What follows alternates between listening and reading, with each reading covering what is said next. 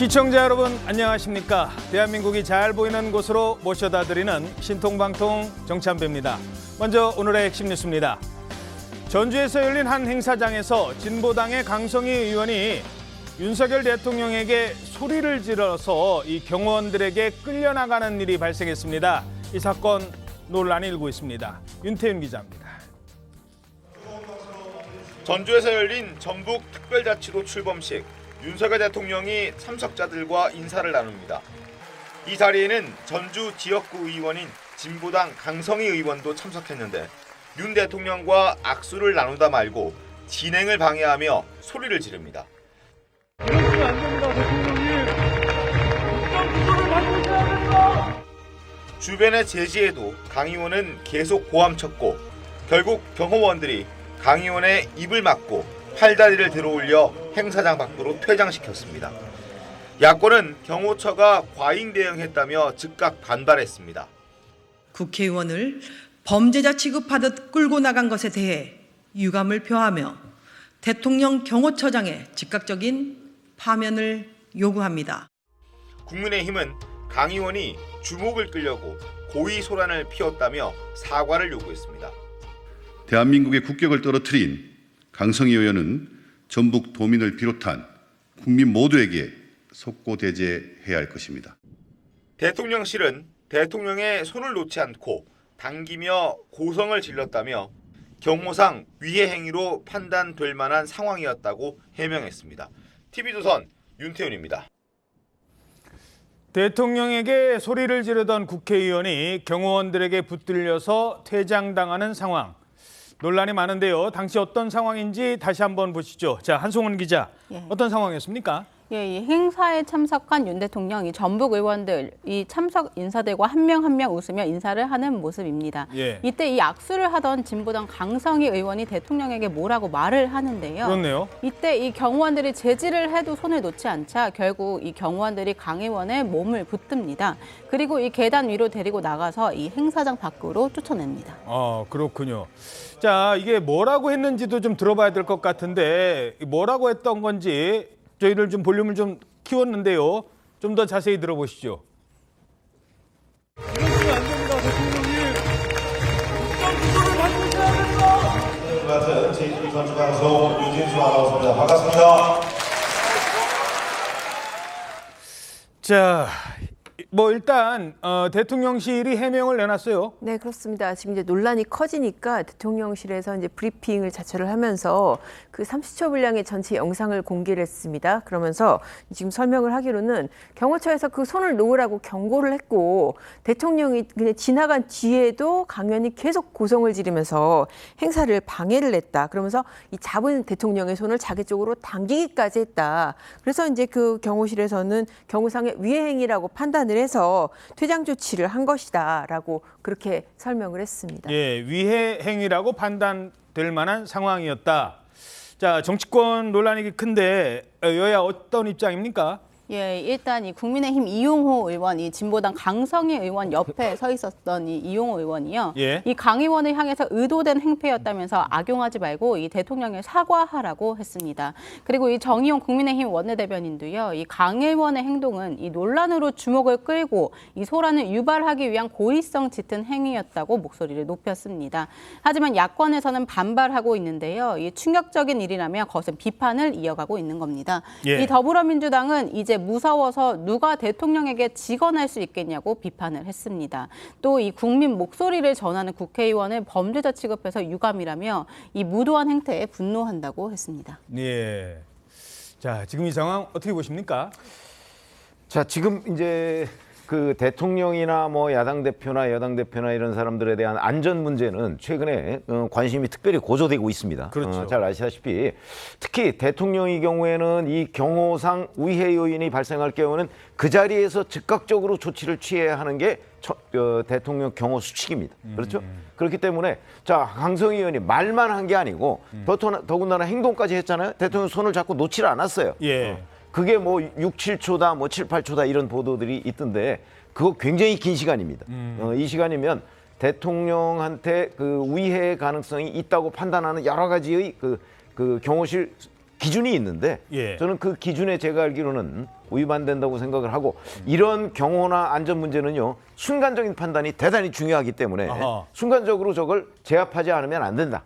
저는 그렇게 판단을 합니다. 그렇기 때문에 대통령 경호실의 저런 조치는 합당한 조치였다. 그렇게 생각합니다. 어떻게 보십니까? 저는 국가 공식 행사에서 저런 행동을 하는 것이 과연 적절한가 이거에 대한 비판이 있을 수 있다고 생각합니다. 무엇보다 이제 강성희 의원, 진보당도 이제 원내 정당 아닙니까? 이제 국회의원이시기 때문에 국회의원은 저런 의사 표시를 할 수 있는 방법이 다양하게 있습니다. 뭐 국회 정론관을 통해서 이야기를 발표를 할 수도 있고요. 그렇게 하면 더 자세하게 이야기를 할 수 있지 않겠습니까? 근데 저런 상황을 만들어서 연출해서 한다는 것은 좀 국민들의 비판이 있을 수 있습니다. 다만 저 경호에 대해서는 과잉 경호에 대한 비판도 있을 수 있습니다. 저는 대통령의 손을 잡고 놓지 않은 것, 그것을 순간적으로 떼어놓고 하는 것은 절대 누구도 과잉 경호라고 보지는 않을 것 같습니다. 하지만 그 이후에 지나간 이후에 소리를 질렀다고 해서 뭐 사지를 들고 입을 막고 끌고 나간 것에 대해서는 국민들이 과연 이것이 적절한 경호인가에 대해서는 생각할 것 같아요. 왜냐하면은 이 다른 목소리에 대해서 좀 때로는 과격한 방법일지라도 이걸 어떻게 대응하느냐가 저는 민주주의의 그 나라의 국격의 수준을 보여준다고 생각하는데 전 저 장면을 보면서 그 미국의 오바마 전 대통령이 떠올랐거든요. 그때도 국가 행사가 있었고 그 국가 행사 중에 오바마 대통령의 발언 중에 어떤 청년이 과격하게 뛰어들면서 그 발언을 하자 다들 막 야유하면서 제지를 했거든요. 근데 오바마 대통령이 저 청년의 다른 목소리도 들어봐야 된다라고 발언하면서 아마 공감을 샀던 적이 있습니다. 전 그런 게 좀 아쉬웠다. 그래서 과잉 경호, 그 이후에 그 끌고 가는 것에 대한 과잉 경호를 지적하는 것이지 그 순간에 대한 과잉 경호는 다들 공감할 것이다. 뭐 그렇게 좀 구분해서 보고 싶습니다. 자, 그러니까 지금도 화면에 나오고 있습니다만 저렇게 손을 잡고 6, 7초가량 못 가게 하는 거는 당연히 떼어놔야 되죠. 자, 그런데 여기서 이제 목소리를 높이거든요. 그럼 이제 뭐 퇴장시키는 것까지는 용인이 되는데 입을 막는 장면이 보는 사람들한테는 좀 불편해 보일 수도 있을 것 같아요. 그냥 떠들게 놔두고 퇴장만 시켰으면 어땠을까라는 생각도 조금은 들어요. 아니 근데 이런 거 한번 생각해 보세요. 지금 이제 결과적으로 저렇게 얘기를 하지만 만약에 입을 막지 않고 그대로 놔뒀으면 계속 소리를 질러가면서 여러 가지 행위를 했을 거예요. 그렇죠? 그런 것들이 다 경호 우회 행위라니까요. 그러니까 우리가 사고가 안 났다고 해서 그러니까 저 놔뒀어야 된다 이렇게 얘기하는 건 결과론적인 얘기고 저기에서 무슨 일이 어떻게 벌어질지 모르는 모든 경우의 수를 다 따져서 그 최대한 방어를 해야 되는 게 경호실입니다. 그렇군요. 그렇죠? 과거에 그런저런 사고도 많았잖아요. 우리 다 기억하는 것처럼. 그렇기 때문에 저런 경우에는 경호 수칙을 따라야 되는 것이고 강성희 의원이 저런 얘기를 하고 싶으면 할 방법이 여러 가지 많아요. 그렇죠. 아까 뭐 오바마 대통령 얘기를 했던데 그거는 근접해서 오바마 대통령 손잡고 뭐 얘기한 거 아니에요. 멀리서 얘기할 수 있죠. 그리고 그거 아마 멀리서 얘기했으면 그냥 놔뒀을 수도 있어요. 그러나 경호 수칙은 멀리서 얘기하는 것까지 제지를 하거나 그렇지는 않을 텐데 근접했을 경우에 경호 수칙은 훨씬 더 강화된 조치가 필요합니다. 그렇군요. 자, 궁금한 게요. 그러면 이 강성희 의원 아마 생소하신 분들도 많을 텐데 진보당의 강성희 의원이 어떤 사람이었어요? 작년에 그 4월 재보궐선거를 통해서 이제 국회에 입성을 했고요. 국회에 입성한 그 사실 유일한 그 진보당 의원 최초이기도 하고요. 진보당 의원입니다. 노동운동을 오래 했습니다. 근데 이제 국회 입성 당시에도 지금 논란이 됐던 게 지금 전과 5범. 그러니까 전과 기록이 5개예요. 그래서 노동운동을 했으면은 보통 이제 뭐 집회 시위 관련 법률 그쪽에 전과가 많을 거라고 생각하시는데 이 사람은 또 사실 또 좀 폭력 전과가 사실 또 조금 줄을 이루고 있습니다. 물론 그 폭력 행위도 노동 행위를 하면서 쟁의를 하면서 생긴 것이라고 본인은 방어하긴 하는데 오늘 아침 한 매체 보도에 따르면 이런 범죄의 것도 있어요. 그러니까 주차장에서 주차관리 요원이 이제 본인 차를 못 들어가게 하니까 그 자신의 차로 그 주차관리 요원을 들이받은 그런 정도의 그런 폭력 전과도 있거든요. 물론 이게 사실 선출직이고 그런 부분들을 다 전과를 공개하고 감안을 해서 유권자들이 선출을 한 것이긴 합니다만은 아무래도 상당히 좀 논란이 있는 부분이죠. 예, 알겠습니다. 자, 총선을 80여일 앞두고 서울 마포 을 지역이 격전지로 떠올랐습니다. 이재명 대표의 최측근 정청래 의원을 겨냥해서 국민의힘에서 조국 흑서의 저자 김경률 비대위원이 나선 건데요. 자, 이러자 정청래 의원 발끈하고 나섰습니다. 이 내용 짚어보겠습니다. 먼저 국민의힘의 도전장입니다. 개딸 민주주의, 개딸 전체주의, 운동권의 특권 정치, 이재명 개인 사당으로 변질된 안타까운 지금의 민주당을 상징하는 얼굴이 바로 정청래 의원입니다. 마포을에서는 어차피 정청래가 될 거다라고 자주 섞인 말씀을 하시는 분들이 많습니다. 어쩔 수 없다고 합니다. 어쩔 수 없지 않습니다. 어허. 자, 이러자 정청래 의원도 첫 반응을 보였어요. 예, 이 정청래 의원이 SNS에 바로 글을 올렸습니다. 이 한동훈 비대위원장을 겨냥해서 이 본인은 못 나오고 남는 카드를 희생양으로 삼냐 이렇게 비판한 건데요. 어허. 그러면서 이 마포가 만만하냐고 되물으면서 자신의 임무를 다시 한번 강조했습니다. 오세훈 서울시장, 이 국민의힘 소속 오세훈 서울시장의 마포 쓰레기 소각장 추가 건설을 반대한다면서 이 마포 구민으로서 분노한다 이렇게 덧붙였습니다. 자, 그러니까 어떤 전반적인 정치권 전반적인 내용으로 이렇게 몰고 가려고 하니까 정청래 의원은 지역 현안으로 지금 맞서고 있는 것 같아요. 지역은 내가 더 잘한다. 자, 실제로요. 근데 이 얘기 나오기 전에 한동훈 장관 시절에 뭐 이런저런 얘기들 나왔었잖아요. 그때 정청래 의원이 이렇게 주장을 했었습니다. 한동훈 장관의 관점으로 한동훈 뭐 마포을 출마, 정청래 자객공천 이런 얘기가 나오지 않았습니까? 예. 안 올 것 같아요. 마포을로. 마포을로 안 올 것이다. 왔으면 좋겠는데. 왔으면 좋겠다. 네. 예. 저도 대선 주자 한번 이겨보고 싶은 생각이 왜 없겠습니까? 정청래 한동훈마저 꺾고. 예. 뭐 이런 제목의 기사는 기대할 수 없겠죠. 예. 그런데 왜 김경률이냐? 한동훈이 직접 와라. 안 나와서 비겁하다. 이렇게 주장하고 있어요. 자, 어떻게 들으셨습니까? 뭐 일단 한동훈 위원장에 대한 그 불만을 계속 이야기할 수는 있을 것 같습니다. 왜냐하면 한동훈 위원장이 김경률 비대위원을 소개하면서 그리고 정청래 의원에 대해서 설명하면서 좀 너무 과격한 발언을 했어요. 뭐 개딸 전체주의, 운동권 특권 정치에 물든 사람 이런 식으로 이런 거에 기대서 국회의원을 하는 사람이 있습니다. 이런 표현을 했거든요. 저는 이거는 글쎄요. 서울 마포울 유권자들이 단순히 그런 기준만 보고 운동권 인맥만 보고 정청래 의원을 뽑아준 건 아니지 않겠습니까? 그렇기 때문에 그런 거에 대한 불만, 그런 걸로 한동훈 비대위원장에 대한 불만을 정청래 의원이 말한 거라고 보고요. 김경률 비대위원이 어떻게 보면 저는 정청래 의원에게는 더 부담스러운 후보일 수도 있다고 생각합니다.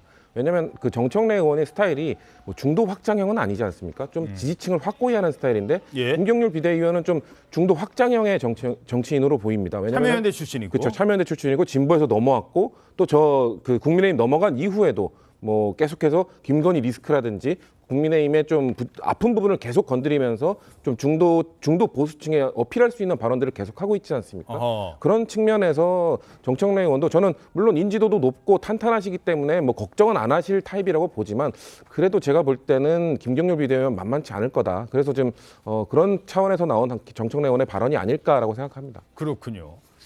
자, 김경률 비대위원은 뭐라고 했을까요? 정청래 의원에서 도전장을 던진 이유. 바로 이 점을 파고들었습니다. 꼴 보기 싫은 정치인.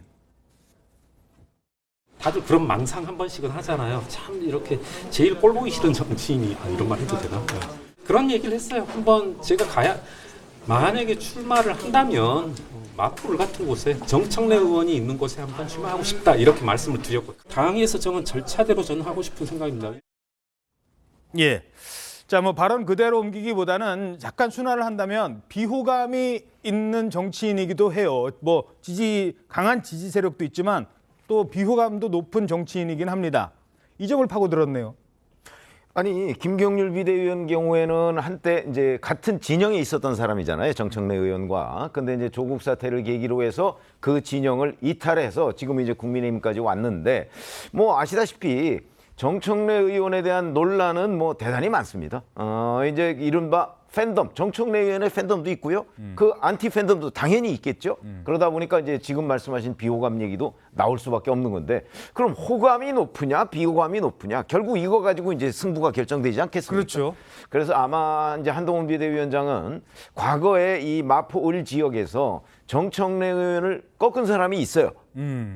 강용석 전 의원 예. 아시죠? 근데 강용석 전 의원도 참여연대 활동을 했거든요. 아하. 그런데 김경률 지금 비대위원은 참여연대에서 공동집행위원장까지 했어요. 예. 그렇죠? 아마 그런 점을 높이 사서 그러니까 그 중도 확장성 부분과 뭐 이런 걸 종합해서 김경률 비대위원을 아마 출마시키려고 하는 것이 아닌가 저는 그렇게 판단이 되고요. 예. 그러니까 국민의힘 입장에서는 정청래 같은 정치인한테 가장 맞춤형으로 공격할 수 있는 사람은 역시 참여연대 출신 뭐 이런 사람들이 가장 유효하겠다 이렇게 판단을 한 것으로 보이는데 뭐 그 부분에 대한 최종 그 결정은 지역구 그 무유권자들이 하겠죠. 예. 자, 그런데 그 정청래 의원이 지난번에 이제 강용석 의원한테 떨어졌을 때는 그때 이제 중학교였나요? 어디 학교 방문했다가 교감 선생님한테 이른바 이제 갑질 논란이 갑자기 선거 직전에 불거지면서 그런 게 있었고, 근데 이번에는 뭐 그런 논란이 있는지 없는지는 모르겠습니다만 그 이후에는 자기 지역구를 손혜원 의원한테 거의 물론 뺏겼지만 뺏긴 거죠. 예, 1년 한 번 물려줬다가 다시 이제 그 자리를 차지하고 그 지역에서 만만치는 않거든요. 그렇죠. 아니 만만치 않은 거는 저도 인정을 해요. 더군다나 뭐 왜 인물과 구도 뭐 이런 얘기를 많이 하잖아요. 그런 이제 구도상으로 봐도 정청래 의원이 마포울 지역에서 굉장히 유리해요. 그런 점은 다 인정을 하는데 그러나 그렇다고 해서 뭐 마포울은 그러면 아무도 그 공략할 수 없는 초롱성이냐 그렇게까지 보진 않아요. 예. 더 옛날로 올라가면 마포울에서 국민의힘 또는 저 옛날 신한국당 뭐 이런 그 의원들이 당선된 적이 꽤 있거든요. 예. 지금 뭐 좀 지형이 변했다고는 하지만 그거야 이제 국민의힘에서 어떻게 하느냐에 달려 있죠. 알겠습니다. 자, 김경률 비대위원이 도전한다는 마포을을 포함해서 지금 국민의힘 내부에서는 이번 총선 자 수도권입니다. 이재명 그리고 정청래뿐만 아니라 다른 곳도 다시 찾아와야 되는 국민의힘 입장에서는 아주 사활이 걸린 지역이 많아요. 서울과 수도권. 자, 이러면서 민감한 사안이 나올 때마다 당 내부에서는 백가쟁명식 주장이 쏟아집니다. 오늘 그 문제 다뤄보겠습니다. 그중에 하나, 민주당의 공세에 그동안 침묵하던 이 문제에 대해서도 당내에서 목소리가 나오기 시작했습니다. 김건희 여사 백 관련해가지고 가방 관련해가지고 사과를 해야 된다, 입장을 표명해야 된다 이런 말씀을 하셨는데 그대로입니다. 국민들의 정서에 미치는 영향을 고려했을 때 감성에 미치는 영향이 저는 디올백이 저기보다 훨씬 더 심각하다 이렇게 이제 말씀드렸던 겁니다.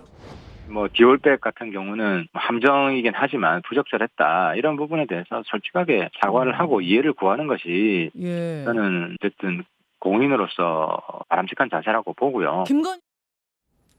자, 김건희 여사와 관련된 문제에 대해서 김경률, 하태경, 이수정 뭐 지금 많은 출마자들이 수도권 중심으로 목소리가 나오고 있어요. 자, 실제 국민의힘 내부 분위기 어떻습니까? 예, 국민의힘 내부 분위기는 사실 좀 분분합니다. 이 친윤 의원들 같은 경우에는요, 아무래도 이 명품 가방 수수 의혹이 한 유튜브 매체, 이 언론사가 아닌 유튜브 매체에 의해서 이 함정 취재, 함정 몰카로 나온 상황이다 이렇게 강경한 입장을 유지하고 있습니다. 예. 하지만 이 어제 하태경 의원이 의총에서 밝힌 것처럼 이 수도권 선거를 위해서는 이 김 여사가 사과해야 한다 이런 당내 분위기도 감지가 되고 있습니다. 그런데 이때 취재를 해보니까 이때 사실 한 친윤 의원이 이 하태경 의원 발언 뒤에 언제부터 수도권이었냐 이렇게 비꼬기도 했다고 합니다.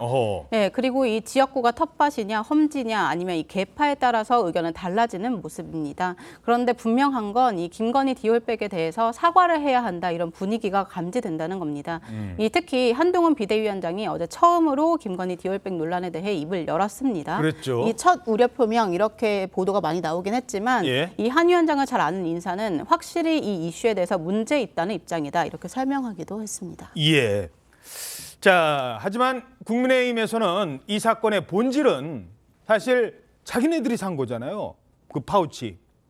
함정 몰카라는 점을 분명히 하고 있습니다. 왜 이런 주장이 나오는 겁니까? 이게 지금 사실 이게 취재 방식이 굉장히 비윤리적이고 문제가 있다는 것이죠. 이게 지금 그 파우치를 받은 시점이 그 작년에 이제 그 취임 이후에 지금 영상이 이제 방송을 하지 않았습니까? 근데 그 장면에 보면은 이 시계에 이제 몰래 카메라를 달고 이 지금 금품을 준 그 최 목사, 재미교포이고 국가보안법 전력에 있는 최재형 목사가 이거를 이제 파우치를 이제 김 여사한테 주면서 이제 그거를 찍었단 말이죠. 그러니까 저 몰카로 이렇게 저쪽 그 파우치 쪽 그 포장지에 더 집중해서 저렇게 촬영을 했어요. 예, 자신이 뭘 줬는지를 이렇게 분명히 찍으면서 그 촬영을 했는데 문제는 저 지금 파우치도 그렇고 뭐 심지어 몰카까지도 이게 지금 서울의 소리 쪽에서 제공을 했다.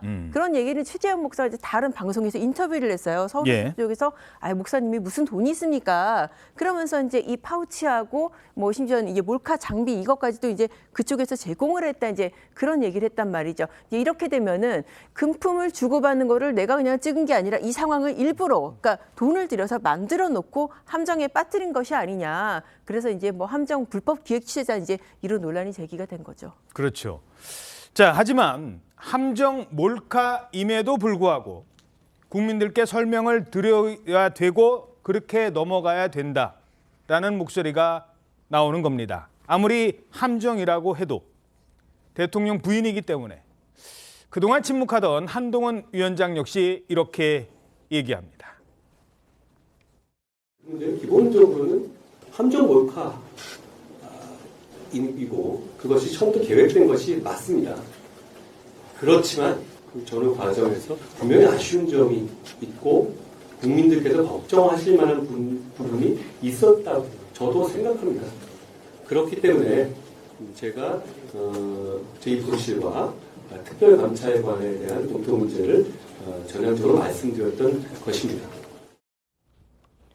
오늘자 조선일보 오면 기사입니다. 한동훈 명품백 아쉬운 점 있어. 대통령실 의견 듣는 중 아쉬운 점 있다라고 얘기했습니다. 김건희 여사의 이 명품 뭐 파우치 정도 돼요. 한 300만 원 정도 하니까 명품 가방 뭐 몇 천만 원짜리는 아니에요. 어찌 됐든 이 가방 수수 논란에 함정 몰카로 규정을 하면서도 국민이 걱정할 만한 부분이 있다라며 전관은 이 부분이 주목된다는 거예요. 전관은 다른 입장을 내놨습니다. 자, 대통령실 관계자도 논란에 조치가 필요하다는 지적에 대해서 지금 다양한 의견을 듣고 있다. 여기까지는 얘기를 하고 있습니다. 뭔가 기류 변화가 감지되는 걸까요? 총선 80여일 앞두고 특히 아까도 얘기했지만 김경률 회계사를, 김경률 비대위원을 이 문제에 대해서 김건희 여사가 풀어야 될 부분도 있다라고 얘기했던 김경률 비대위원을 공천을 주기로 뭐 다 확정된 건 아닙니다만 이렇게 얘기를 하고. 자, 어떻게 해석하십니까, 이 부분?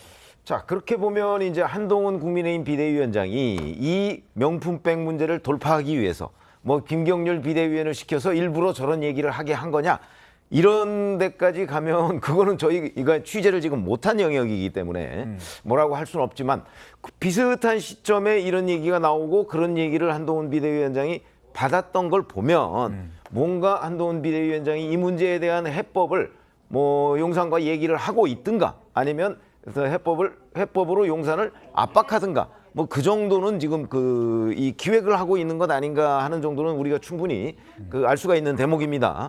다만 이제 지금 내일이면 한동훈 비대위원장이 지명된 지 한 달이 되는데 그동안 좀 일찍 했으면 이 상황이 뭔가 더 극적인 변화가 있지 않았을까? 뭐 그런 아쉬움이 있는 대목은 있죠. 예, 어떻게 보십니까? 지금 김건희 리스크가 대표적으로 두 가지 아닙니까? 그 도이치모터스 주가 조작 의혹 특검법 그리고 지금 명품백 수수 논란인데요. 일단 특검법에 대해서는 아무래도 계속 끝까지 반대하는 입장을 정한 것 같고요. 이 명품백 수수 관련돼서는 조금 비판의 목소리를 수용하는 쪽으로 가닥을 잡은 것 같습니다. 저는 일단 그렇게 뭐 아마 뭐 유감 표명이나 사과 정도를 하고 국민들의 여론의 추이를 보지 않을까라고 보는데요. 저희 민주당에서는 아마 그거에 대해서 계속해서 그것도 부족하다, 수사를 해야 된다라는 주장과 함께 특검법도 수용하라는 주장을 계속 할 겁니다. 그것이 필요하다고 생각하기 때문인데요. 하지만 저희 민주당이 그런 주장을 하면서도 이 명품백 수수에 관련해서는 아무래도 함정 몰카라는 것들이 좀 상쇄되는 요인이 있기 때문에 그 사과만으로 국민 여론이 어떻게 변하는지도 좀 봐야 될 거라고 판단을 하고요. 그리고 이번 총선에서 국민의힘은 김건희 리스크가 가장 크다라고 하면서도 민주당도 리스크가 있다고 하지 않았습니까? 예. 그렇기 때문에 민주당의 리스크는 국민의힘은 리스크를 어떻게 보면 조금씩 해결하려는 그 제스처를 보이고 있는데 민주당은 과연 우리의 리스크에 대해서 어느 정도 수용을 하고 변화의 모습을 보여주고 있는지 고민해야 될 시점이라고 생각합니다. 자, 이 국민의힘 출입하는 한송원 기자, 요거 하나 좀 질문 드려야 될 것 같아요. 어제 이제 의원총회가 열렸어요. 비공개였습니다. 이제 여기서 이 얘기도 나왔다고 해요. 그래서 윤지혁 원내대표가 이거는 일단 잘못된 게 누구냐에 대한 설명이 국민들한테 충분히 있어야 된다. 그렇지 않고 명품백, 파우치를 뭐 명품백 이러면서 계속 얘기하다 보면 이거 잘못된 부분, 그러니까 함정 취재라는 걸 분명히 하고 넘어가야 된다. 그런데 문 닫고 나서 회의할 때 또 한두 명의 의원이 여기에 대해서 또 얘기를 했다고 하고 뭐 굳이 실명을 밝힐 필요는 없습니다만 지금 이 분위기 어떻게 돌아가고 있는 걸까요? 어떻게 보십니까? 예, 좀 아까 설명드렸던 대로 이제 개파나 이제 뭐 개파에 따라 좀 입장이 다른 건데요. 예. 그런데 좀 아까 좀 이제 분명하게 좀 설명드리고 싶은 거는 예. 아무래도 이 당내의 분위기가 이 김건희 여사 디올백 논란에 대해서 이제 사과해야 된다 이런 분위기가 좀 더 강화되는 측면이 있다는 겁니다. 앞으로 아까 이제 최병무 의원님이 말씀하신 것처럼 이 김경률 비대위원이나 이제 여권 내부에서도 목소리가 좀 더 커질 전망이거든요. 예. 그렇게 되면 아무래도 좀 더 강화될 것으로 보입니다. 그렇군요. 뭐 이 김건희 특검법하고는 또 다른 얘기예요. 김건희 특검법은 반대해도 여기에 대해서는 적어도 입장은 밝혀야 된다. 그러니까 수도권에 출마하려는 사람과 영남권에 출마하는 사람 입장이 조금 다른 거고 그런 부분이 조금 있는 거는 사실인 것 같아요. 수도권 입장에서는 지금 민심을 봐야 된다라는 게 절실하거든요. 아니, 그러니까 지역구에 따라서 항상 다르죠. 뭐 민주당도 마찬가지일 겁니다. 수도권과 호남권이 다르듯이 이런 이슈가 설령 터졌다 하더라도 영남권은 별 문제가 없을 거예요, 아마. 다만 이제 저희가 그냥 느낌상으로는 부산, 울산, 경남 쪽에는 영향을 미칠 수도 있어요. 일부. 그러나 이 문제의 직격탄을 맞을 곳은 바로 수도권이라고 보시면 됩니다. 과거의 선거 경험이나 투표 경험이나 뭐 유권자들의 반응 이런 것들을 종합해 보면 이런 데에 수도권 유권자들은 굉장히 민감하거든요. 예. 더군다나 이게 관련해서 이미 여론 부분에서 뭐 비슷한 게 확인된 바가 있잖아요. 그렇기 때문에 이걸 돌파하려면 이 돌파할 카드를 내놔야 되는 거죠. 예. 그걸 내놓지 않고 그냥 무조건 아니 이게 뭐 몰카라는 건 맞아요. 그 함정 몰카라는 건 맞아요. 그걸 부인하는 사람 아마 아무도 없을 거예요. 그러나 그 몰카 내용에 보면 여하튼 김건희 여사가 받은 것 같이 나오잖아요. 예. 그럼 그 부분에 대해서 설명을 하고 국민들한테 국민들이 납득을 못하겠다고 한다면 그러면 뭐 사과를 하든 아니면 다른 어떤 식의 카드라도 내놓지 않으면 과연 지금 많은 사람들이 국민 눈높이에서 요구하고 있는 내용 이거를 어떻게 돌파할 수 있을 것이냐. 그럼 돌파할 수 있을 것 같으면 그 부분에 대해서라도 한동훈 위원장이나 누가 설명을 해야 된다. 이렇게 말씀드립니다. 자, 양경 기자도 이 조선일보 유튜브 등을 통해서 지금 뭐 김건희 특검법 등에 대해서 자세한 내용을 이제 독자들께 설명을 해드리고 있는데 이 부분에 대해서 취재도 많이 하셨을 것 같은데 어떻게 보십니까? 일단 지금 김건희 특검법 같은 경우에는 사실상 이게 지금 어떻게 보면은 법적으로는 뭐 저는 종결이 된다라고 좀 보여요. 왜냐하면은 지금 문재인 정권에서 지금 1년 7개월을 수사를 했어도 이게 지금 김건희 여사의 위치는 같이 주가 조작에 공모하고 문자 메시지를 주고받은 선수가 아니라 계좌를 1인 매매한 그런 계좌주거든요. 법적인 위치가 다르기 때문에 보통의 주가 조작 사건에서 계좌주는 대부분 입건이 안 되거나 무혐의 처분되는 그런 상황이 납니다. 그래서 이제 그 부분의 법적 리스크는 사실 적다고 보고 사실 지금 디올백 같은 경우에도 보면은 처벌 규정이 마땅치 않은 그런 문제가 있기는 해요. 이게 배우자 같은 경우에는 배우자가 받아서도 이게 처벌하는 규정이 없고 그리고 공직자는 배우자가 받은 걸 알았어야 되고 그런 법적인 장벽이 있는데 문제는 사실 이게 법적인 문제가 아니라 네. 국민 정서와 어떤 감성 측면에서 공직자의 아내가 더군다나 대통령의 아내가 저런 것을 받아도 되느냐 그런 부분이겠죠. 예, 알겠습니다. 자, 그런가 하면 또 요즘 주목되는 사람이 있습니다. 바로 이재명 대표에게 도전장을 내민 원희룡 전 장관. 이 도전을 과연 이재명 대표가 받을 거냐, 안 받을 거냐, 비례 출마할 거냐 뭐 여러 가지 얘기가 나왔는데 어제 기자들한테 얘기했대요. 현실화 될 것 같습니다. 깊은 고심 끝에 위험한 정면 돌파를 선택했습니다. 제게 기회를 주시면 우리 개항을 대한민국을 대표하는 정치 중심지로 만들어내겠습니다. 여러분, 설명이 필요 없는 우리의 원희룡입니다.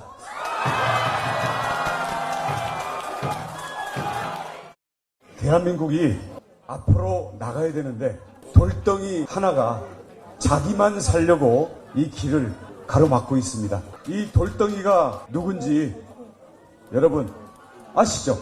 제가 온몸으로 돌덩이를 치우겠습니다.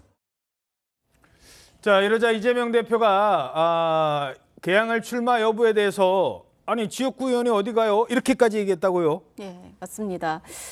어제 그 이재명 대표가 기자단과 이제 비공개 차담회를 하면서 한 기자가 인천 계양을 출마에 대한 질문을 하니까 방금 말씀하신 것처럼 이 지역구 의원이 지역구에 그대로 나가지 어디를 가느냐, 이 통상적 기준과 절차에 따라 생각해달라 이렇게 말을 했다고 합니다. 오호. 이 사실상 인천 계양을에 출마하겠다고 예고한 거죠. 그런데 이재명, 원희룡 이 대전, 이 명룡 대전이 현실화된 겁니다. 이 대표가 지역구를 바꾸면 원희룡 전 장관이 따라가겠다 이렇게 말을 한다, 이런 또 다른 기자가 질문을 했는데 이때 왜 저를 따라오냐, 이해가 안 간다 이렇게 덧붙였다고 합니다. 실제로 이 대표는 최근 계양구 내에서도 유동인구가 가장 많은 곳으로 꼽히는 이 계산역 인근에 신규 지역 사무소를 좀 더 넓게 개소하는 준비도 시작했다고 합니다. 사무소도 더 넓게 붙였군요. 기존 지역 사무소보다 좀 더 크고요. 그리고 이 지난 12일에 가계약을 마친 상태로 다음 달쯤에 이사할 계획을 가지고 있다고 합니다. 자, 그래서 이제 뭐 현실화될 것 같다는 겁니다. 피해가지 않겠다. 요 얘기인 것 같아요, 지금. 아니, 지역구에서 사무실을 조금 더 넓은 곳으로 이전을 하려고 한다. 뭐 그렇게 되면 출마는 뭐 확정적인 거 아닌가요? 저는 왜 자꾸 뭐 시사 뭐 이런 식으로 언론에서 보도하는지 이해가 되질 않아요. 그리고 지금 원희룡 전 장관이 이미 표적으로 이재명 대표에 도전하겠다고 얘기를 한 이상 이재명 대표는 더욱더 저 지역구를 벗어날 수가 없습니다. 그렇죠. 벗어나는 순간 바로 유권자들로부터 도망간다는 인상을 받게 되거든요. 그렇게 되면 본인뿐만 아니고 지금 민주당 후보들이 전국에서 다 뭐 당선에 도움이 되겠습니까? 그런 점으로 본다면 지금 이재명 대표와 원희룡 전 장관의 대결은 확정이 된 거고요.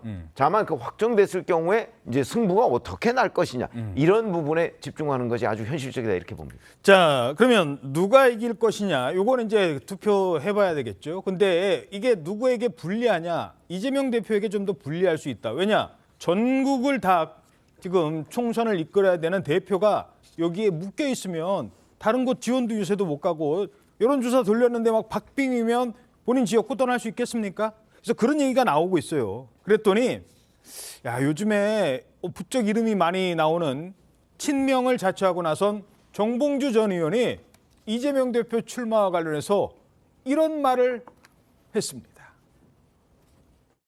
이재명 대표 브로마이드만 갖다 놔도 됩니다. 그래도 이겨요?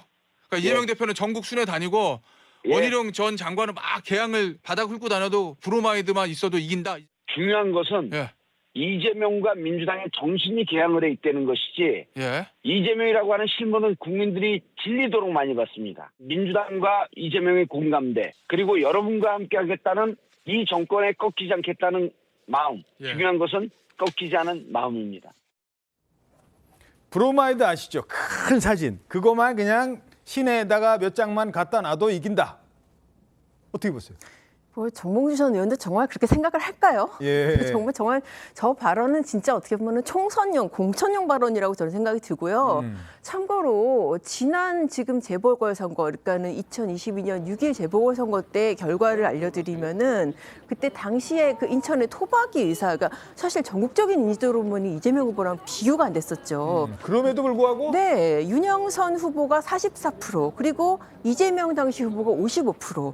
물론 뭐 10%, 11% 차이는 나지만은 지명도 차이를 비교하면은 윤영선 후보 입장에서 졌지만 잘 싸웠다라는 얘기가 나올 정도인데 원희룡 전 장관은 사실 지명도가 또 비교가 안 되잖아요. 그렇죠. 어떤 여권의 상징성도 있고, 그래서 사실 이거는 브로마이드 발언은 이렇게 방송을 타기를 의도한 발언이 아닐까 싶습니다. 그러니까 저 얘기를 이 개항을에 사는 사람이 들으면 어떤 생각이 들겠습니까? 이거는 사실 뭐 지역구민들을 어떻게 보면 우리가 그냥 표 주는 기계냐, 그런 기분이 들게 하는 그런 발언인 거죠. 그러니까요, 이 지역민들한테도 도움이 안 될 것 같은데 과연 저 말이 이재명 대표한테 도움이 될까요? 어떻게 보십니까? 저도 물론 이재명 대표가 이길 거라고 생각합니다. 하지만 저 말은 제가 생각해도 너무 가볍네요. 개항을 유권자들이 좀 불쾌하실 거라고 생각을 하고요. 저는 일단 그 이재명 대표가 압도적으로 승리할 수 있는 그 요인들에 대해서 설명하면 충분하지 않나. 저는 원희룡 전 장관이 인천 개항을 지역구민들에게 환영받지 못할 거라고 생각하기 때문에 승리 요인을 확신하는 이유 중에 하나입니다. 왜냐하면 원희룡 전 장관은 국토부 장관 시절에 전세 사기 피해자들에 대한 구제 대책을 제대로 세우지 못했습니다. 근데 인천 지역은 전세 사기 피해자가 가장 많은 지역 중 하나거든요. 그렇기 때문에 저는 인천 개항을 유권자들이 원희룡 전 장관에 대한 그 호감도가 높지 않을 거라고 봐요. 그래서 아까 말씀하신 그 이전에 나왔던 오히려 그 지역에서 오랫동안 그 털을 닦았던 윤영선 그 당시 후보, 그분이 오히려 저는 개항을 유권자들의 마음을 살 거라고 보고, 하지만 지금 한동훈 비대위원장이 원희룡 전 장관의 손을 막 들어주면서 마치 공천을 해줄 것처럼 막 그런 액션들을 취했기 때문에 그 내부 갈등도 있을 겁니다. 그 내부 갈등도 해결하는 정치력을 발휘할 것인가, 그 의구심도 있기 때문에 저는 이재명 대표가 압도적으로 승리할 수 있다. 하지만 저는 우려스러운 부분도 있어요. 왜냐하면 원희룡 전 장관이 계속 이재명 대표를 따라다니는 이유가 저는 뭐 보수 진영의 승리, 국민의힘의 승리 때문이라고 생각하지 않습니다. 본인의 영달, 본인의 몸값 올리기, 이것 때문이라고 생각하거든요. 그리고 또 우려스러운 게 원희룡 전 장관이 22년 대선 때 그 당시에 이재명 그 후보에 대해서 원희룡 전 장관의 부인께서 그 부적절한 발언, 소시오패스라는 발언을 하셨었거든요. 그거에 대해서 끝까지 사과하지 않았습니다. 그런 식으로 이슈 파이팅하면서 본인의 몸값을 키우는 원희룡 전 장관이기 때문에 그 지역의 선거가 저는 혐오 선거로 내다를 것 같아서 그게 걱정입니다. 만약에 혐오 선거, 막 징후 선거가 되면은 이재명 대표의 발이 묶일 수 있거든요. 저는 그 점이 우려스러운 것이지 승리를 하는 것에는 전혀 뭐 의심을 하지는 않고 있습니다. 예, 알겠습니다. 자, 이런 가운데 이재명 대표가 이번 총선의 승리의 기준을 밝혔습니다. 이 정도는 해야 됩니다. 근데 조금 의아하다 이런 반응이 나오고 있어요. 지금 의석수가요 164석, 164석인데 목표가 원내 일당과 151석이래요. 아니, 목표가 지금보다 더 낮아진 건데 이게 어제 기자 간담회에서 총선 승리의 기준을 밝혔을 때 이렇게 얘기를 했다는 겁니다. 자, 최병문 위원님, 아니 164석인데 왜 151석이 목표가 됐을까요? 글쎄, 뭐 약간 겸손의 표현으로 이해가 됩니다. 그러니까 우리는 이 정도를 하겠다. 근데 보통의 이 경우 164석이고 사실 지난 총선 때는 뭐 이제 민주당과 민주당 그 우당들까지 합치면 뭐 거의 180석을 하지 않았습니까? 그렇다면 이번에는 당연히 이제 200석 뭐 이제 이른바 개헌 저지선 뭐 이런 거를 무너뜨리겠다 뭐 이렇게 이제 기염을 토하는 것이 정상인데 그렇게 안 했다는 거는 저는 약간의 그 어떤 자칫 잘못하면 이제 유권자들한테 오만해 보일 수 있다는 이런 정무적 판단 때문에 151석이라고 낮게 잡은 것 아닌가. 왜냐하면 저렇게 잡아놓으면 현재 민주당에 소속돼 있는 많은 현역 의원은 떨어질 것이다. 대표가 그렇게 보고 있다는 얘기가 되잖아요. 그렇죠. 의석을 잃는 건데.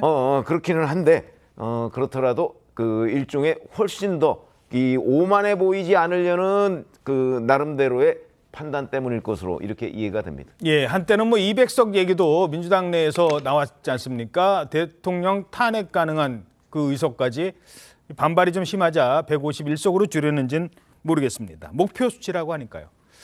자, 그런데 지금 151석을 얻으려면 지금 공천에서 잡음 있는 사람들이 가급적 조용히 사라지길 바랄 겁니다. 민주당 입장에서도. 그런데 공천 자격심사 결과를 받아놓고도 저는 절대 받아들이지 못하겠다라고 하는 사람이 있죠. 이 사람이 자신의 주장을 굽히지 않고 계속 얘기하고 있습니다. 바로 보복운전 혐의로 1심 유죄 판결을 받은 이경전 부대변인. 어제 근데 한 방송에서 찾았대요. 그 사람 찾았답니다. 대리운전을 본인이 했다라는 분이 나오셨습니다. 이틀 전에 최종적으로 변호사 사무실에서 거기 와서 한 2시간여 동안 이제 변호사가 질문하고 사실 확인서까지 다 작성을 했고요. 그분이 1월 6일부터 1월 12일까지 당과 의원실 모두 20차례를 전화를 해서 아무도 근데 연결이 안 됐다가 마지막으로 최종적으로 이제 당통해서 저한테 연결을 해주셨습니다. 당에서 결정은 안 했죠. 아직 제출은 안 했죠. 추가 서면, 그러니까 추가 서류를 제출했습니다. 오호, 대리기사 찾았대요. 물론 본인 주장이에요. 본인 주장입니다. 그까지 말씀드려야 돼요. 대리기사 아직 안 나타났어요. 근데 뭘 받았대요. 사실 확인서도. 야, 거의 불가능에 가까운 일을 해냈다는 건데 본인은 이게 가능한가요? 어떻게 보세요? 저도 진짜 이런 일이 가능한가 싶은 정도의 그 사건인데요. 예. 하여튼 뭐 이경정 부대변인 말로는 그렇습니다. 그 대리기사가 나타났고 변호사 사무실에서 그러니까 본인이 그냥 문답 주고받은 게 아니라 변호사가 정식으로 2시간 동안 질문하고 사실 확인서까지 받았다. 오호. 그러면서 혹시라도 오해를 살까 봐 전화 왔었을 때 본인이 끊었다는 거예요. 예. 근데 형사재판까지 가야 되는 거니까 그래서 의심이 되는 상황이었는데 그렇게 하여튼 2시간 동안 문답을 주고받고 뭐 신분증 첨부해서 사실 확인서 받았고 그거를 당해도 냈다는 것인데 이게 얼마나 놀라운 일이냐면요. 지금 1심에서 벌금형으로 유죄 판결을 받았잖아요. 그렇죠. 본인이 사실 수사 단계에서부터 계속 대리기사 주장을 했는데 안 받아준 거잖아요. 예. 1심 재판부가 뭐라고 했냐면은 수사 단계에서부터 법정까지 대리기사 연락처라든지 기사를 부른 경위 이런 거에 대해서 어떤 객관적인 근거도 없다라고 했는데 못 그 찾아는 대리기사가 없는데. 그렇죠. 못 찾았는데 그렇게 수사 단계에서 재판까지 애타게 찾았는데 못 찾은 대리기사가 지금 나타났다는 거예요. 예, 뭐 일단 지금 이경 전 부대변인의 주장이에요. 자, 그러면은 대리기사가 여기 썼어요. 대리기사가 사실 확인서. 자, 이걸 들고 당에 재심을 요구할 거란 말이에요. 당에서는 어떤 판단을 내릴까요? 이것도 궁금해요.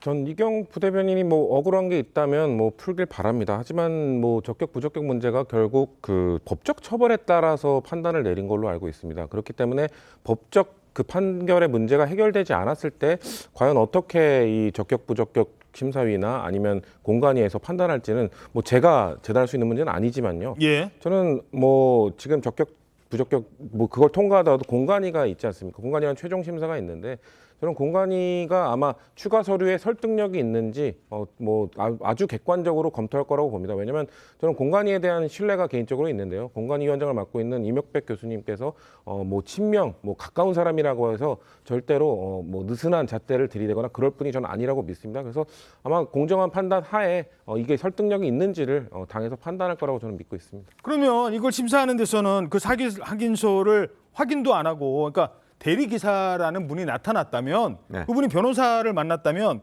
그 공천 심사하는데, 자격 심사하는 데까지 가서 네. 제가 운전했다니까요 한마디만 해주면 되는데, 또 한마디 그건... 해준다고 하면 자격 심사하는 데서 그냥 다 믿어줄까요? 그러니까요. 아니 저기서 중요한 거는 이경전 부대변인이 대리기사를 그럼 그동안엔 왜 안 찾았는데요? 1심에서 직위로 뭐 작정을 했던 겁니까? 찾았어야 되는 거고. 그리고 지금 여기서 그럼 자꾸 뭐 공천 뭐 적격 판정으로 자꾸 돌리려고 하는데 그 진짜 본인이 뭔가를 하고 싶다면 저 대리기사라고 지금 주장하는 사람을 예. 법정으로 데리고 가요. 2심에. 데리고 가서 그 판결을 뒤집으면 된다. 저는 이렇게 생각합니다. 그렇죠. 자, 뭐 하지만 일단 이경전 부대변인 지금 줄기차게 본인이 주장을 하고 있기 때문에 본인은 대리기사가 운전한 게 맞고, 그리고 아직은 1심 판결이라는 점까지는 말씀을 드려줘. 본인이 찾았다고 하니까, 이제 찾았다고 언론에 가서 얘기까지 했으니까 거기에 대해서는 본인이 증명을 해야 될 겁니다. 그런데 이 얘기를 하면서 이 출연을 했잖아요. 근데 이 대리기사에 대해서 갑자기 뜬금없이, 오늘 전 노란색인데 아무 의미 없어요. 넥타이 색깔이라는 게 뭐 정치인도 아니고, 저는 그냥 옷 그 옆에서 도와주신 분이 매라는 거 그거 매거든요. 근데 갑자기 이분한테는 대리기사의 넥타이 색깔이 눈에 띈 것 같습니다. 혹시라도 오해를 살까 봐 객관적인 근거를 제출을 저한테 해달라. 네. 그 전화를 제가 끊었어요. 근데 변호사 이경가 혹시 그런가? 다 못 믿는 상태에서 저는 또 저는 반대로 이게 저 형사재판까지 또 가야 되는 거니까 예. 그분이 갑자기 나타났다가 이 사람이 또 가짜 아니야? 네네. 나중에 저도 의심이 되는 네. 상황이에요. 나중에 처음에 그분을 변호사 사무실 1층 로비에서 만났는데 네. 너무나도 선명한 빨간색 넥타이를 하셔갖고 제가 솔직히 좀 놀랐어요. 아 그래서 아니 국민의힘 지지자인가? 너무나도 선명한 빨간색 넥타이를 하셔서 좀 놀랐는데요.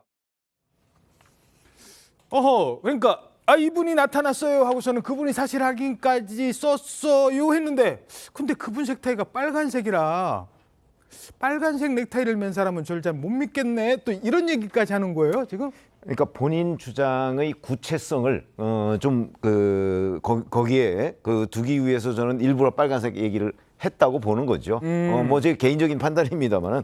그리고 이제 빨간색 넥타이를 맸으니까 아마 이 사람이 민주당 지지자는 아닌 것 같다. 뭐 이런 거를 이제 시청자들한테 좀 알리기 위한 것 아닌가. 뭐 저는 큰 의미 없다고 생각합니다. 예, 근데 나중에 대리기사가 가짜로 판명이 났어요. 대리기사 자체가 그럴 수도 있잖아요. 빨간색 넥타이 맸던 사람이 가짜네. 자, 이 법정을 많이 출입하셨으니까 이제 이런 사건이 뒤집히려면 결정적 증인이 나타나야 돼요. 근데 그 증인을 자기가 내세웠는데 그 증인이 법정에서 사실은 그게 아니에요라고 했을 때 옛날에 나한테 얘기했잖아요. 빨간색 넥타이 맸을 때는 이제 그렇게 되면 본인은 또 빠져나갈 가능성도 있는 건가요? 이게 사실 굉장히 지금 법적인 리스크가 있는 거예요. 그러니까 수사 과정에서부터 나타나지 않았던 증인이 갑자기 나타나서 나의 무죄를 증언해 준다.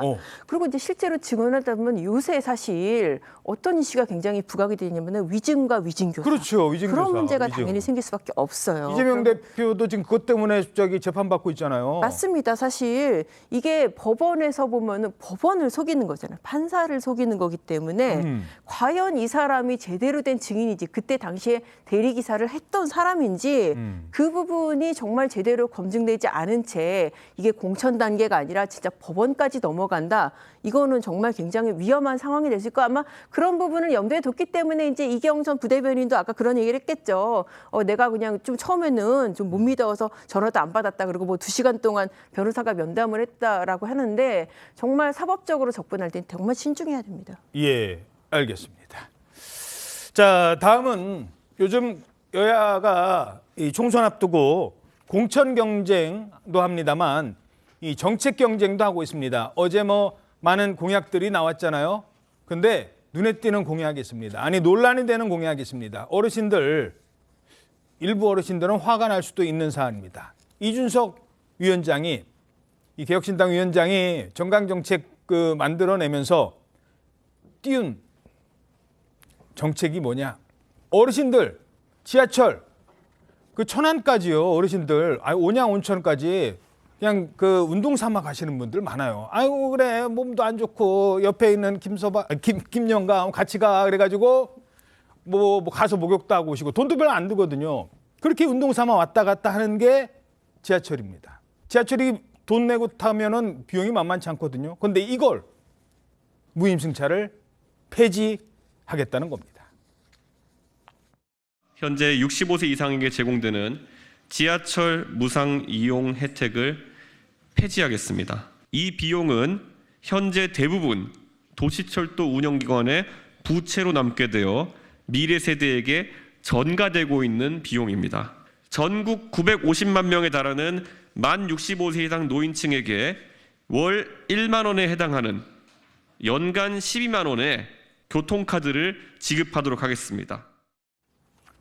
자, 사실 지하철 타면 지하철 안에 지하철 공사에서는 주장을 합니다. 이게 적자의 원인이 무임승차 때문이다. 이거 폐지해야 된다라고 이 노조라든가 이쪽에서 지하철 타면 나와 있거든요. 근데 좀 불편하긴 해요. 뭐 어찌됐든 생각은 다를 수 있으니까. 자, 그래서 지금 어떻게 하겠다. 돈으로 대신 주겠다. 지금 이 얘기인 건가요? 예, 맞습니다. 그래서 연에 한 12만 원 정도 이제 교통카드를 지급하겠다 이런 주장입니다. 연 12만 원? 예. 그럼 맞습니다. 그 돈으로 뭐 이것저것 다 탈 수 있다? 하는 것도? 예, 맞습니다. 네, 그렇게 주장을 하니까 이제 대한노인회에서는 이준석 신당이 이 공약을 발표한 지 2시간 정도 만에 즉각 반발을 한 겁니다. 2시간 만에 반발이 나왔어요? 예, 바로 이 김호일 대한노인회장이 이 아연실색하지 않을 수 없다 이렇게 밝혔는데요. 예. 이 한강 기적을 이룬 노인에 대한 우대는커녕 이 학대하는 주장으로 이 신당의 공약을 내세우는 발상은 이 폐륜화 정당을 만들겠다는 망나니 짓거리라고 했습니다. 그러면서 이 지하철 무임승차에 덤터기 씌우는 망발에 이 1,000만 노인들이 규탄한다 이렇게 즉각 반발을 한 겁니다. 자, 그럼 직접 들어볼까요? 대한노인회 이 다른 문제도 아니고 노인 관련 문제이기 때문에 이게 휘발성이 엄청 큰 문제거든요. 폭발력이 큰 문제예요. 어르신들 돈 내고 지하철 타야 된다니까요. 그 얘기예요. 물론 이제 주장은 양측의 주장 다 더 전해드리겠습니다만 노인의 입장 들어보시죠. 개혁신당하는 사람이 지하철 무임하는 제도를 비판하고 엉뚱한 소리를 하는데 별 적자가 난다 이런 말은 지난번에 국토교통부 용역보고서 결과가 지하철 적자는 무임하고는 아무 연관관계가 없다고 보고를 했습니다. 자, 이게 이제 다른 문제도 아니고 노인 정책과 관련된 문제인데 이준석 위원장 반발할 거 예상 못했을까요? 했을 것 같은데.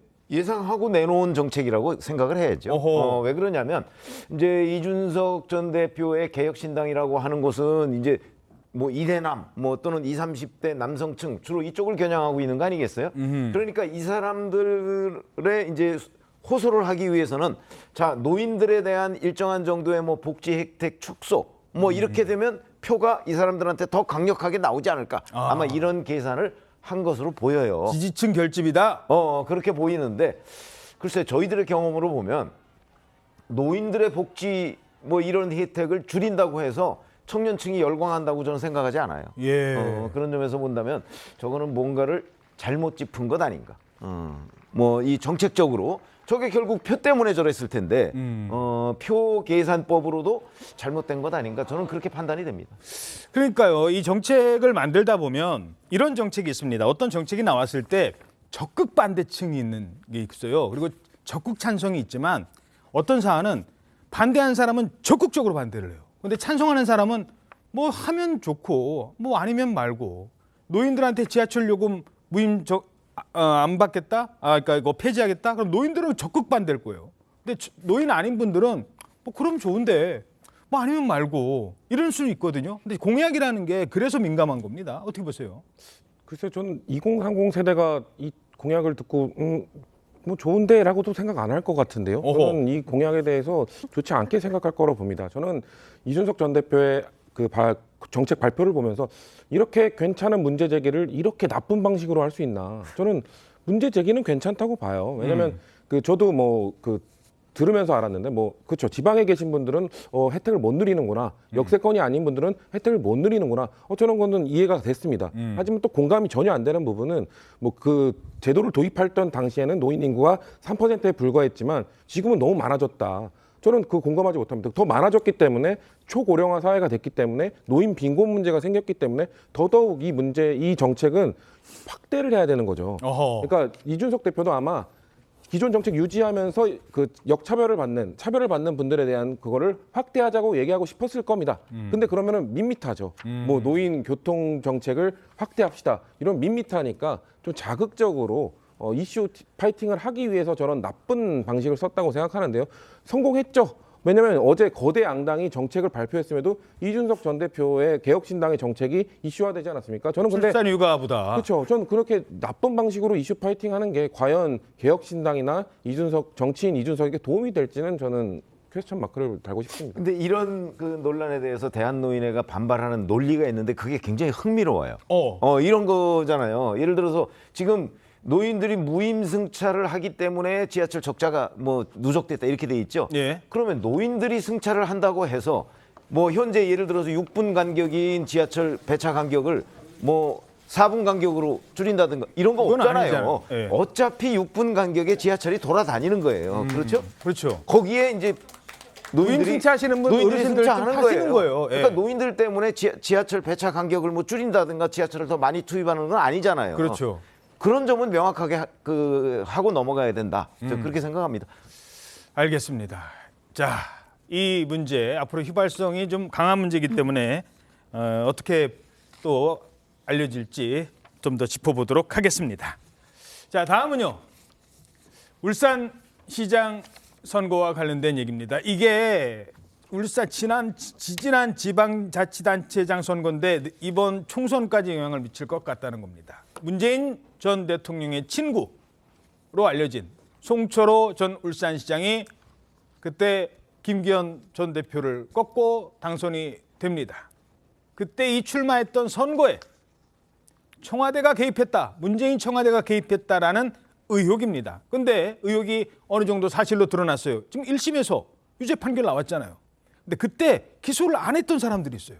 청와대의 하명이라는 건 위에서 명령을 내렸다는 거잖아요. 그러면 위에서 명령을 내린 사람들은 불기소가 된 거예요. 기소조차 안 했습니다. 울산시장 선거 개입 사건과 관련해서. 그런데 검찰이 이번에 재수사를 결정했습니다. 조선일보 신면입니다. 문재인 정부 때 중단됐던 울산시장 선거 개입, 조국, 임종석 재수사. 검찰의 재수사 대상은 당시 불기소 처분이 내려졌던 임종석 전 실장, 비서실장이었죠. 그리고 정무수석, 민정수석 조국 전 장관입니다. 자, 저 때인데요.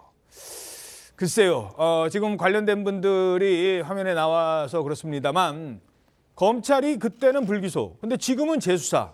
이유가 뭡니까?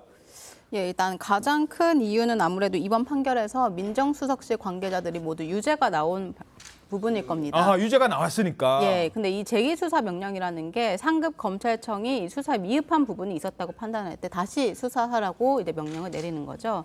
이 서울고검이 조국 전 장관, 이 임종석 전 대통령 비서실장 등 5명에 대해서 재수사를 지시를 한 건데요. 이때 이 판결문을 보면요, 조국 전 장관과 임 전 실장의 혐의를 이 판결문에 명시를 했습니다. 아, 판결문에 나와 있어요. 예, 그리고, 이 사람들 이름이. 예, 맞습니다. 그리고 이 3년 전 같은 경우에는 문재인 정부 검찰에서는 이들이 이 범행에 가담했다는 의심은 된다 이렇게 말을 하면서 불기소 결정서에, 그러면서도 증거가 부족하다면서 기소를 하지 않았습니다. 증거가 부족하다는 이유로. 예. 그렇기 때문에 이번에 이 재수사를 시작을 하면서 이 조국 전 장관, 임 전 실장의 기소까지 이어질지가 좀 주목되는 부분입니다. 예. 자, 당시 법무부 장관이었던 한동훈 위원장 1심 판결 나왔을 때 이렇게 지적했었습니다. 2020년 1월에 그 울산 선거 개입 사건을 수사하던 와중에 당시 정부가 대검을 사실상 해체했죠.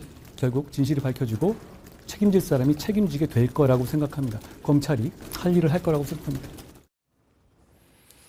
자, 총선을 석 달 앞두고 문재인 정부의 윗선이 검찰 수사 대상이 된 겁니다.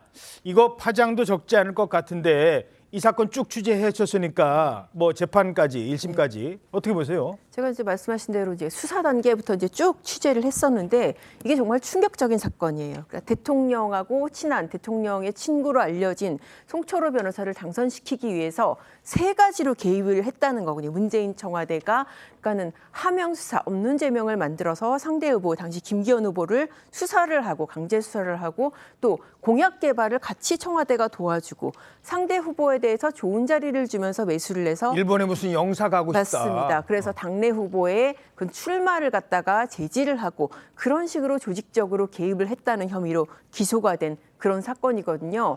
그런데 사실 이 사건 수사가 너무나 힘들게 이루어졌습니다. 사실 문재인 정권의 검찰이 문재인 정부의 조직적인 선거 개입을 수사를 하니까 얼마나 힘들었겠어요. 예. 그래서 지금 수사하는 도중에 정말 나중에 공판 가서도 그렇고 수사팀도 계속 좌천해서 지방 다니면서 수사를 하고 또 기소하는 과정에서도 당시 이제 그 이성윤 지검장이 기소 결재 계속 안 받아주고 그래서 겨우겨우 기소한 게 이번에 유죄가 난 사람들이고 나머지 지금 이게 왜 지금 개선상에 왜 문제가 되냐면은 이번에 실형이 나온 사람 중에 지금 이게 백원우 전 민정비서관이 그렇죠. 있습니다. 그러니까는 민정비서관이 실형이 나왔어요. 그러면 그 위에는 민정수석, 조국 민정수석 그리고 그 아래에는 이번에 이제 주재수 대상인데 이광철 당시 선임행정관이라든지 그리고 비서실장 이런 사람들도 당연히 문제가 돼야 되는 것이 아니냐라고 생각이 되는 사건이죠. 근데 그때 당시 왜 불기소가 됐느냐? 일단 수사 과정 자체가 너무나 험난했고 그리고 이 수사하다가 그 팀이 뭐 해체됐다면서요? 그렇죠. 수사팀이 해체되고 공판 가서도 계속 보복 인사 나는 상황에서는 추가사가 어려웠던 거예요. 예. 근데 이제 1심에서 민정비서관에 대해서 유죄 판결이 나니까 그러면은 윗선 아랫선도 다 살펴보자. 지금 그런 식으로 된 건데 그래서 파장 굉장히 클 것으로 보이고요.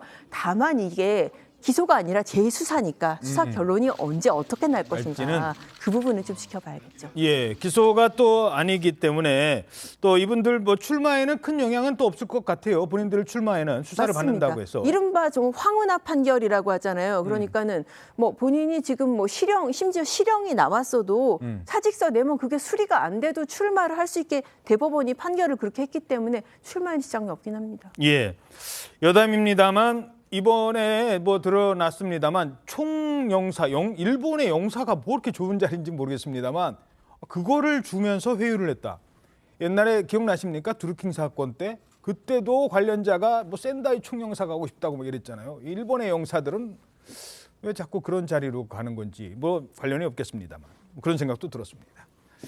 자, 그런데 이 사건이 법원과 판결과는 달리 정치권에서 움직인 게 문제라는 겁니다. 지금도 전해드렸잖아요. 2달 전에 유죄 판결 받았어요.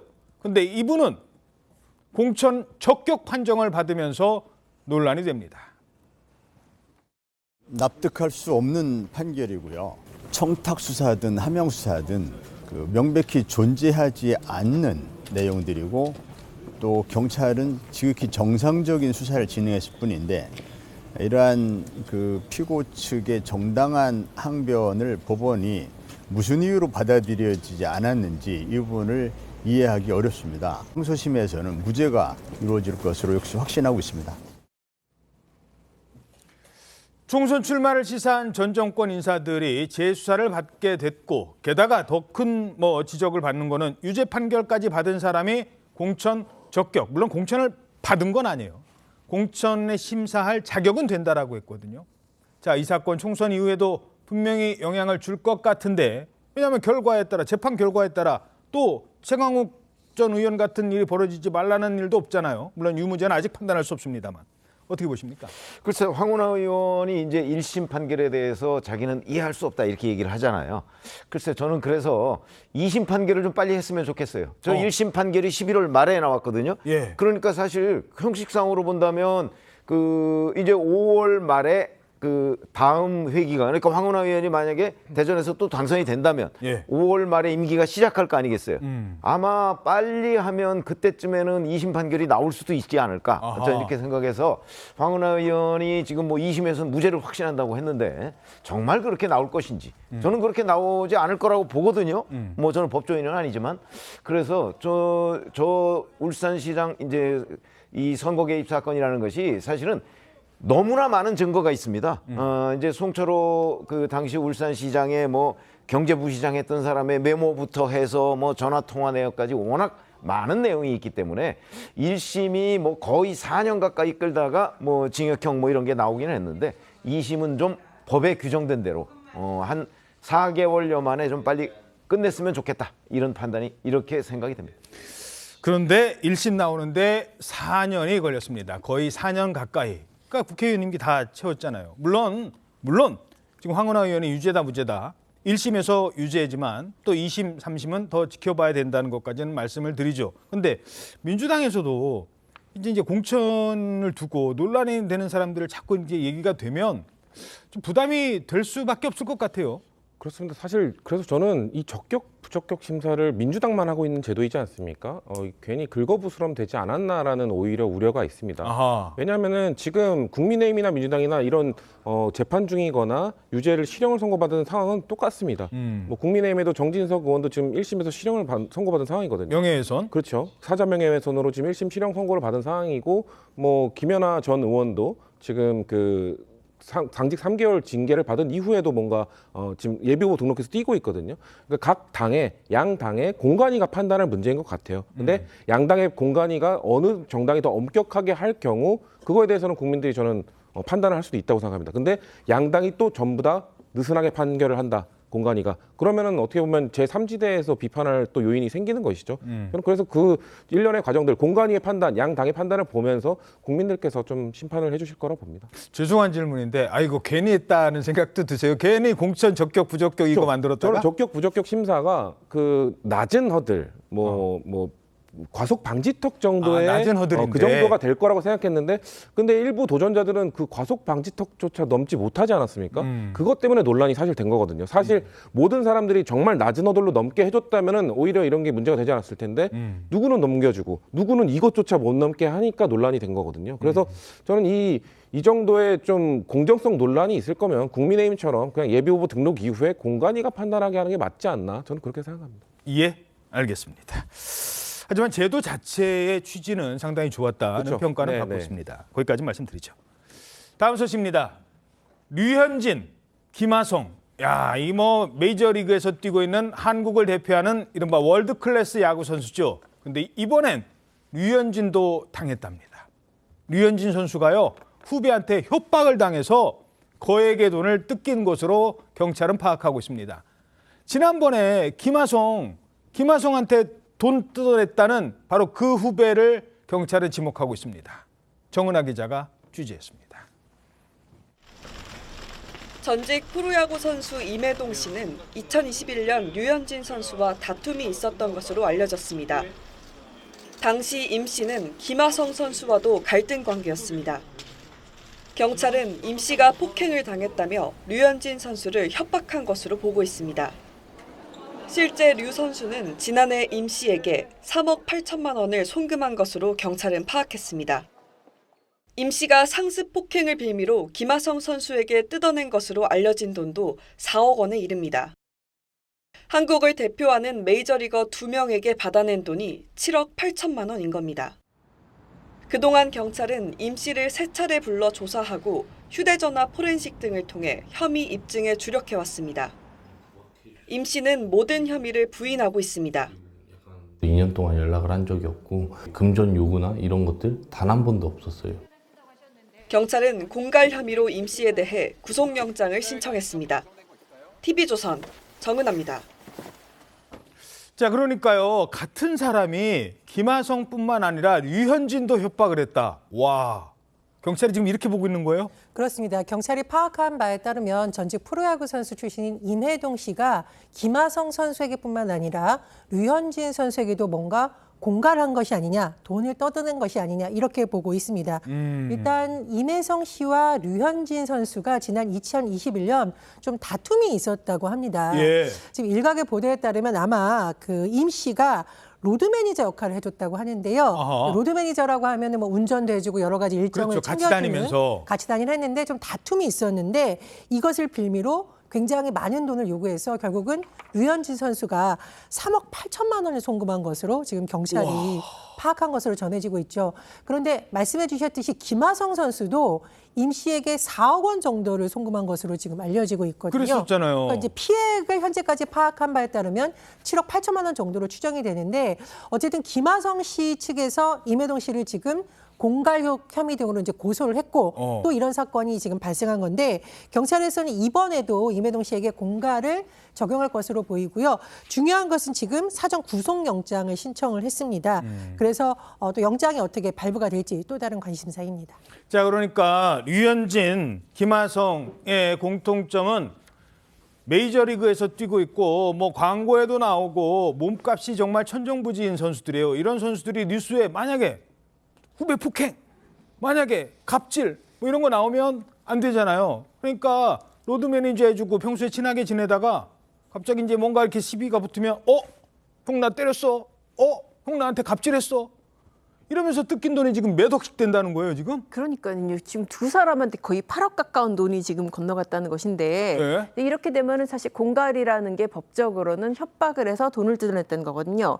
그러니까 돈이 지금 오간 사실이 이제 밝혀진 것으로 보이고요. 협박이 있었느냐 이제 그 부분을 경찰이 집중적으로 수사를 했을 것으로 보입니다. 이제 알려지기로는 경찰이 지금 이게 휴대폰 포렌식도 하고 그 안에 있는 어떤 뭐 협박의 그 증거들도 상당히 이제 뭐 확보를 한 것으로 알려지고 있는데 그럼에도 불구하고 이제 본인은 임혜동 씨는 이제 혐의를 부인을 하고 있다고 해요.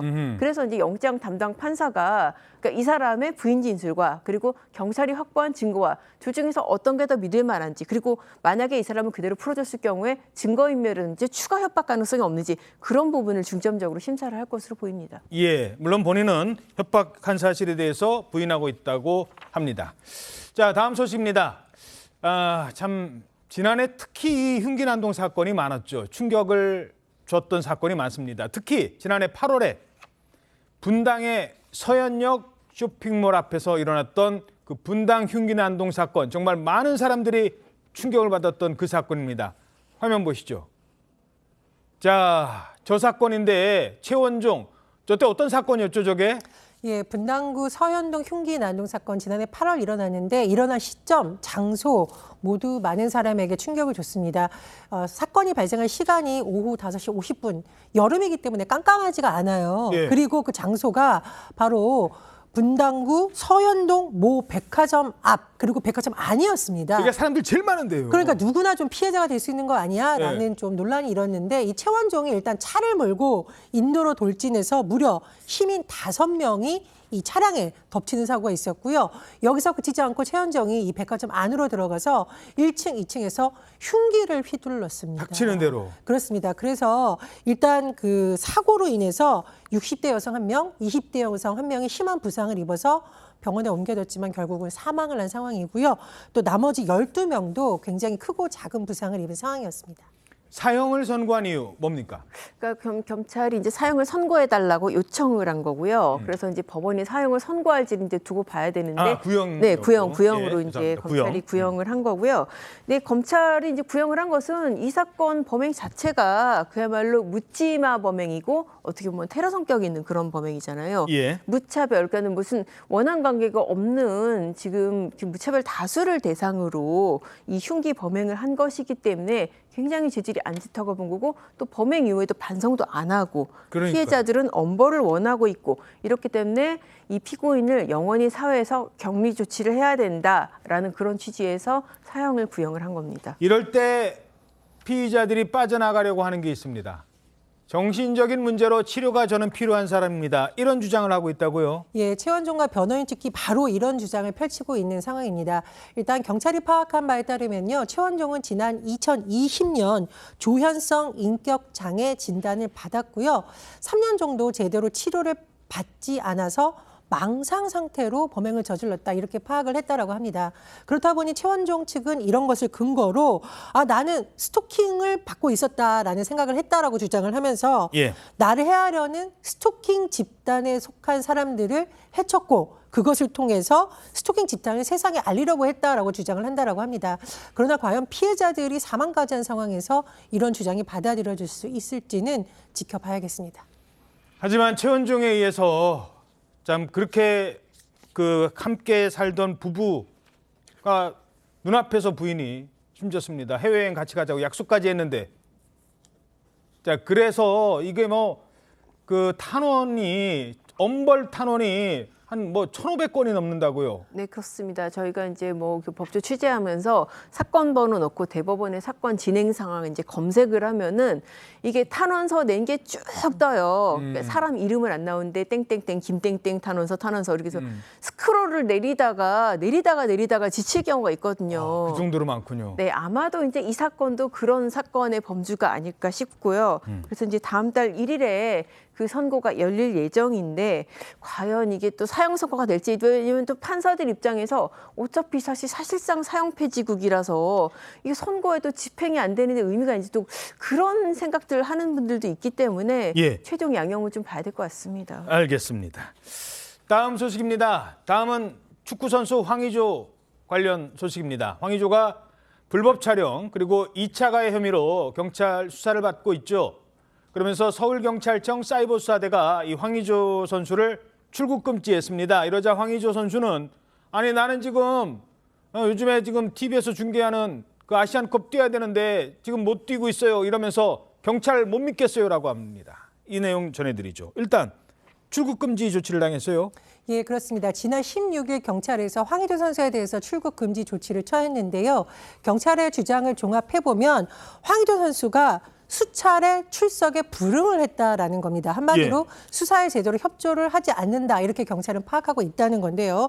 따라서 조사가 마무리될 때까지 황의조 선수의 출국을 허용해서는 안 된다 이런 것이 바로 경찰의 입장입니다. 지금 형수도 등장하고 이 사건이 막 복잡해졌거든요. 그런데 더 복잡한 게 지금 어찌됐든 이제 피의자 신분으로 조사를 받는 거잖아요. 근데 받다가 수사관 이 사람 너무 불공정해요. 바꿔달라고 이렇게 요구할 수가 있어요? 그렇게 요구했다고 하더라고요. 그냥 요구는 하는 거고 받아주는 거는 수사기관 마음이고요. 그러니까 출국 금지 조치가 부당하다는 거예요. 근데 사실 황의조 선수 입장은 사실 이렇게 주기적으로 해외를 드나드는 직업이다 보니까는 경찰한테도 양해를 구하고 그래서 이달 31일까지 귀국해서 수사받기로 서약서 쓰고 실제로 31일보다 빠른 지금 13일 날 귀국을 해서 조사를 받았는데 나는 약속 지켰는데 왜 출국 금지를 하냐. 이 출국 금지 때문에 내가 이렇게 지금 저런 선수는 주급 단위로 돈을 받지 않습니까? 그렇죠. 그러니까 주급도 못 받고 소속팀과의 신뢰도 깨졌고 한다고 지금 수사관 교체 요구를 하는 건데 사실 저는 의문인 게 출국 금지는 지금 저렇게 해외를 드나든 사람이 아니더라도 수사 초기 단계에서 굉장히 일단 취하는 조치이기는 해요. 그런데 그걸 했다고 해서 수사관을 바꿔달라? 저는 좀 이해가 안 갑니다. 그렇군요. 하지만 이제 또 황의조 선수는 이 수사 때문에 나는 돈 이게 일주일 주급 단위로 돈을 벌고 그다음에 축구 국가대표로서 여기저기서 뛰어야 되는데 경제적 손해 뭐 이런 게 크다라고 주장을 하고 있는 거잖아요. 그렇죠. 황의조 선수는 한마디로 경찰이 과잉 수사를 하고 있고 피의 사실을 공표하고 있다 이렇게 주장을 하고 있는 겁니다. 일단 출국 금지에 대해서는 소속팀과의 신뢰가 깨졌고 말씀해 주셨듯이 내가 이제 주급을 받고 있는데 이런 조치 등으로 인해서 무려 3억 원 정도의 경제적 피해를 입었다. 이렇게 주장을 하고 있는 거고요. 예. 또 이제 말씀드렸듯이 부당한 과잉 수사다 이렇게 주장을 하면서 또 한 가지 강조하는 것이 이제 피의 사실 공표입니다. 직업 활동에 굉장히 피해를 입고 있다. 노리티시티 그러니까 임대팀과의 임대 계약이 조기에 종료됐다라는 것도 지금 이제 경찰 탓으로 돌리고 있습니다. 그런데 황의조 선수에게 적용된 혐의가 성폭력 처벌법뿐만 아니라 지금 2차 가해 혐의도 적용이 된 상태거든요. 뭐 이제 이름을 누군 현재 뭐 방송하는 사람 이래가지고 그렇습니다. 이제 황의조 씨하고 황의조 씨 측 변호사가 입장문을 냈을 때 피해자를 특정할 만한 신상이 공개된 바 있습니다. 이런 것은 본질적으로 문제가 되는 1차 가해뿐만 아니라 2차 가해가 될 수 있기 때문에 이런 혐의로도 추가 입건되어 있기 때문에 이 부분에 대한 수사도 이어질 것으로 전망이 됩니다. 예, 알겠습니다. 자, 이번에는 좀 기분 좋은 축구 선수 얘기해 드리겠습니다. 나폴리에서 뛸 때, 바이에른 뮌헨에서 뛸 때 정말 이만큼씩 성장을 합니다. 꽁충꽁충, 아니 점프를 해요. 바로 김민재 선수인데요. 김민재 선수 정말 점프하고 있다. 왜 이 말씀을 드리냐. 김민재 선수의 바로 이 능력을 피파에서도 인정합니다. 어떤 능력? 함께 보시죠.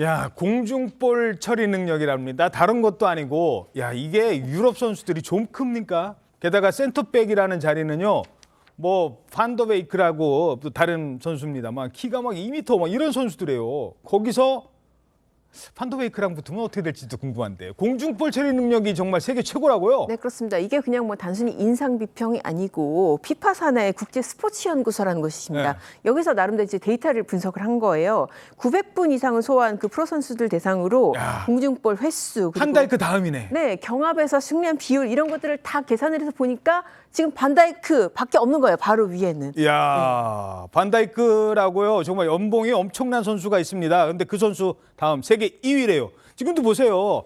전혀 공중에서 아이고 저 선수는 그냥 눌려버렸네. 아이고 미안합니다. 저거 몸싸움 기본적으로 하는 거거든요. 야 이거 내 거야.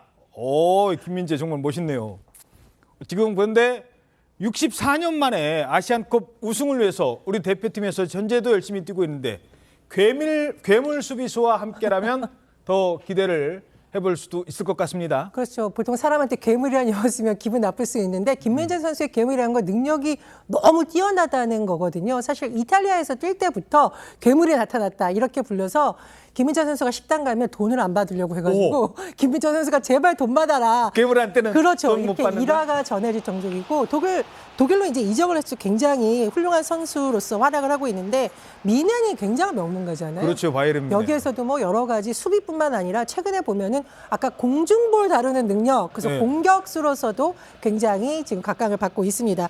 중요한 것은 우리 팀이 이제 64년 만에 아시안컵 우승에 도전하고 있는데 예전에 가끔 종이호랑이라는 불명예스러운 별명을 처음에 1, 2회 우승하고 못했잖아요. 그렇죠. 계속 발목을 잡혔기 때문에 이번에야 우승을 해서 아시안 호랑이라는 명성을 되찾을 수 있을지 또 괴물 김민재 선수가 얼마나 활약을 할지 관심이 모으고 있습니다. 네, 이미 이강인 선수는 지금 터졌거든요. 골 그 감각이 김민재는 어떨지 보겠습니다. 1분 뒤에 돌아오겠습니다. 네, 오늘 아침 대한민국 잘 보이셨습니까? 오늘 하루 당신의 대한민국 신통방통이 늘 응원해드리고 있습니다. 여러분 고맙습니다.